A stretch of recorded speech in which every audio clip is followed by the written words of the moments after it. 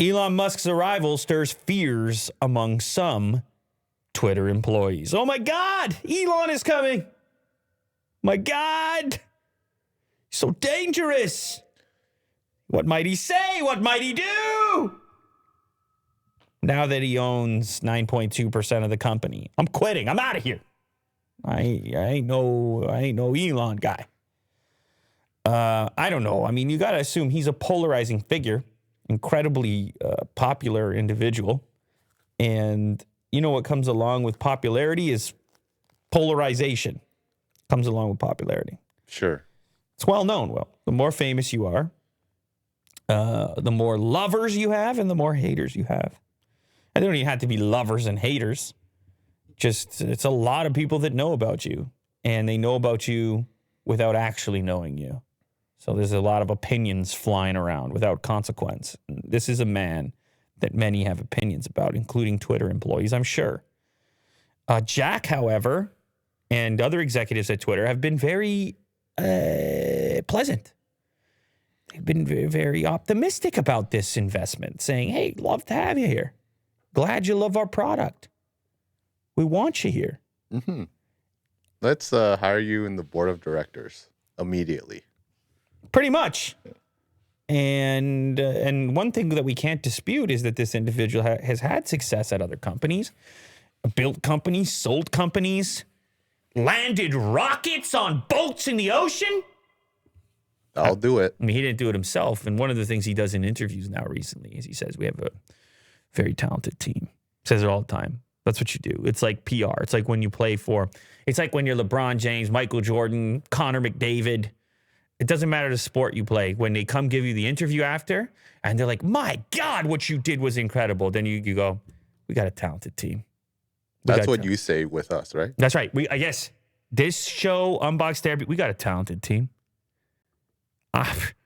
Me, I just show up. I'm barely here. We got a talented team. Uh-huh. Everyone's just clapping. They really make me look good. It's, I got nothing to do with it. Mm-hmm. You know, I get in here, you guys you stick me in a chair, you just shake me up. You're like, get it together. It's like, wake up. I'm like, we got a talented team. Someone said Connor McDavid question mark in the chat. That is probably the number one hockey player in the world, right? That's a hockey reference. You see this cup, it says Tim Hortons. You know where you buy Tim Hortons? In Canada. You know what you do in Canada half the year? You skate on ice with blades on your feet. That's what you do. Yep. That's how I get to work. That's right. When you wake up, after you wake up in your igloo. Yes. Otis has skates too. You make your... I kind of like this. This just feels like a Curious George episode to me. You and Otis skating here from your igloo. Yep. Or cross-country skiing or something along these lines. Anyway, polarizing figure. When the news came out about Elon getting involved with Twitter, Twitter itself was having its own kind of battles going on, or individuals on Twitter not working at Twitter.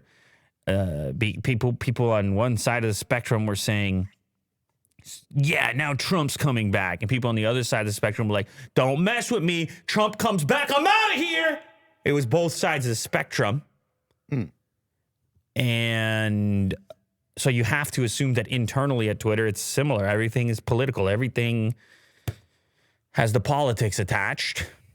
News of Tesla chief executive Elon Musk taking a board seat at Twitter has some Twitter employees panicking over the future of social media firms' ability to moderate content, company insiders told Reuters.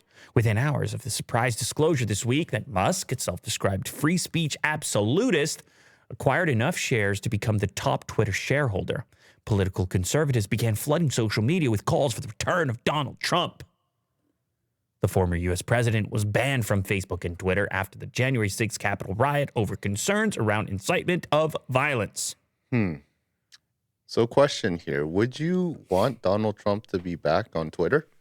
Here's the thing about just like booting people off completely. And we've actually had this exact conversation in the past, not relating to Trump. I don't even remember who it was about.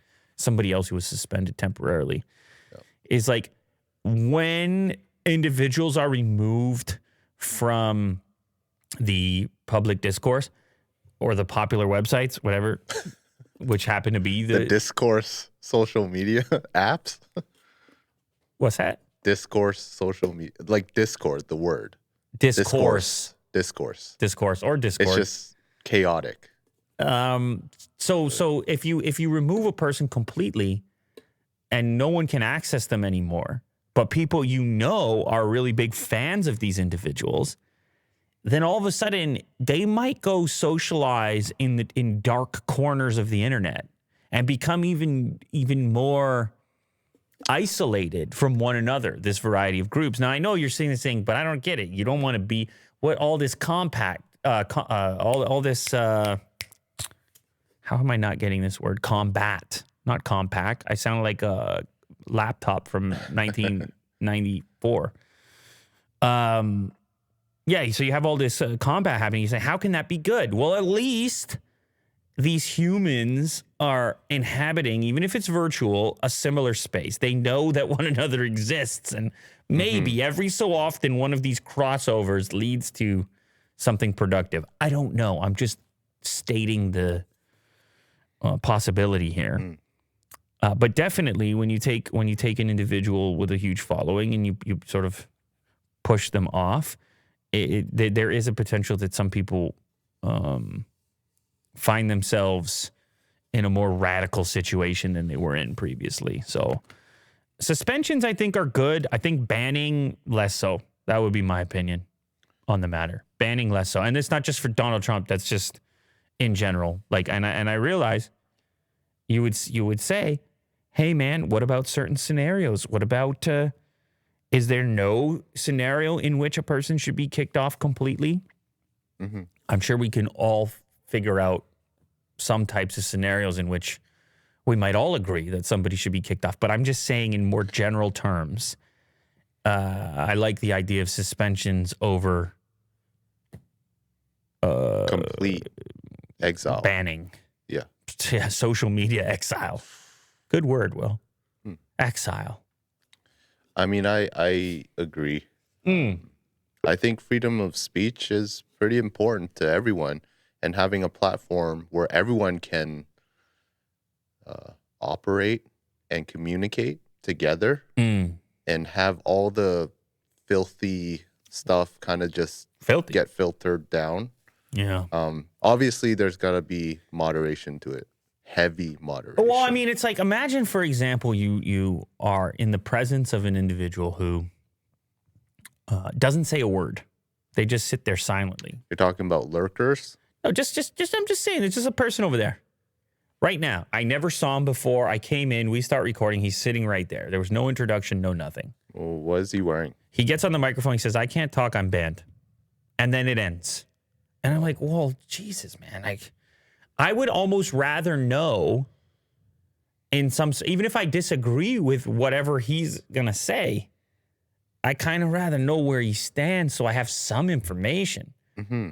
And particularly if that group grows, you can imagine if your rules for banning or exile, let's say they weren't very harsh to begin with, and all of a sudden you have piles and piles of people that are no longer have access to social media, or just who sets the rules and what are the rules, and it's just like it's a whole can of worms. But anyway, maybe this is where there still has to be some degree of moderation, obviously, and these are complex things that are, thank goodness, not a thing that I have to figure out on a daily basis. I also don't think that they're things that Elon is going to figure out on a daily basis. You know, he's a busy guy.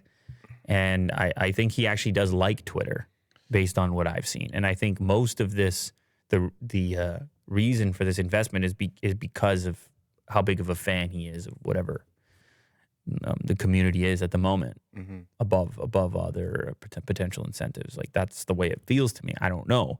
When you get him on the show, we'll ask. All right. I'll do that.